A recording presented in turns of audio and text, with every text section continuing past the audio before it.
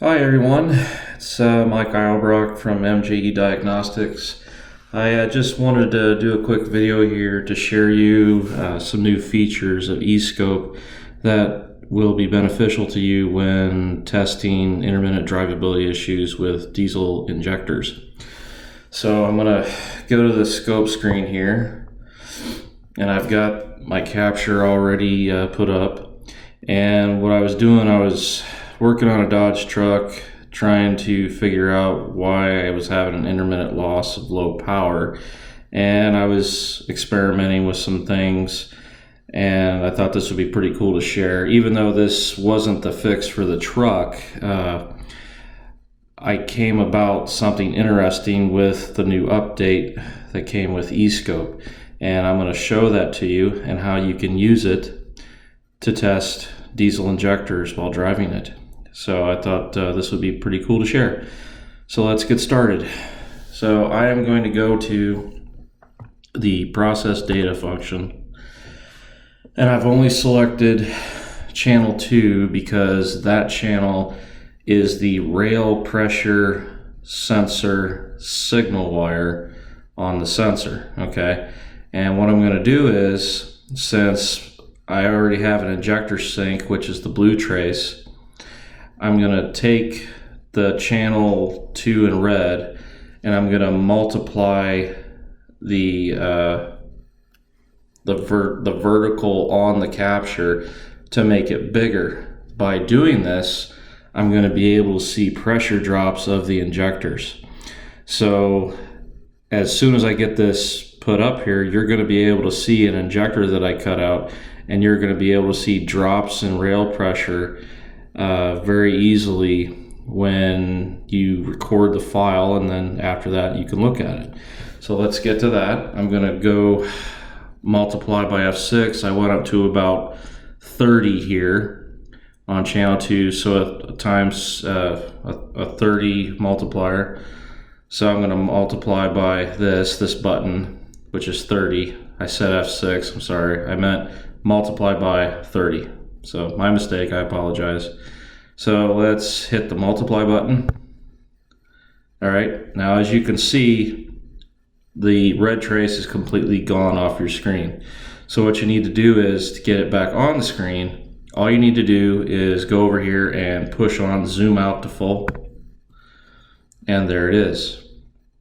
And now what I'm going to do is, I'm also going to add a little bit of filter to get some of the noise out of the pressure drops on the injectors. So I'm going to go back to process data, I'm going to smooth it, and now what I'm going to do is I'm going to take the blue trace for the injectors and I'm going to move it up.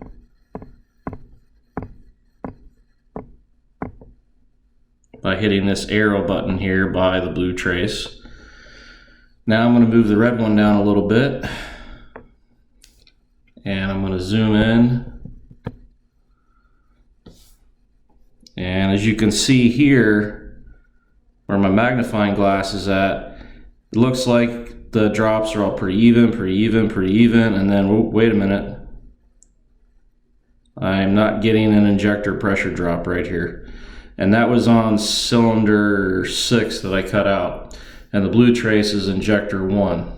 Okay, so let me zoom in a little bit more so we can see it a little bit better.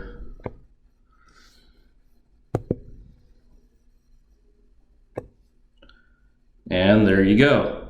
So if you look here where the injector fires here, then the rail pressure goes down, you get a pressure drop. You have another injector fire, another pressure drop. Injector fire, another pressure drop. So then when you get here to where I cut out cylinder 6, you see cylinder 6.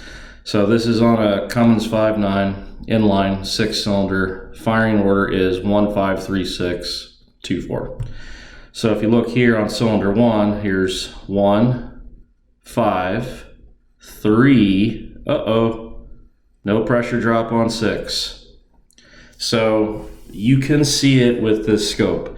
With the multiplication feature that's been added for the channels vertically to see things better, you can now see rail pressure drops on Escope no problem. Before that, you had to do it in the dual scope mode, stack scope, to really get a decent idea, because on dual scope and stack scope, or not stacks, well, yeah, both, I'm sorry, both, you can do the vertical resolution enhancements. So, but now, since the guys at ATS who think outside the box and make awesome changes to software, they've changed this now. So now this makes it able for us to test diesel injectors, and hey, it works. So awesome job, guys. So I just wanted to show this real quick. This will be another thing that you can use to test diesel injectors, or for that matter, any type of, pressure sensor. You could adapt this to, looking at the oil pressure sensor on the internationals that have the UE systems in them, because they go off of oil pressure. So you could use it as that as well. So there's a lot of different applications that you can use this feature for. So I thought I'd just share this and show everybody an application that you could use it for in the diesel field. So I hope everyone has a good day. I'll be doing more stuff as soon as I can. I'm a busy person, but I just wanted to share this so everyone could use this feature to their advantage. If you have any questions about anything that I've done in this video, you can contact me at www.mjediagnostics.com. Contact me through my website, and also my phone number and everything is on the website as well. If you'd like to discuss with me about this, about getting an Escope, if you want training, just let me know. All right, well, with that being said, I hope everyone has a good day, and take care. Thank you.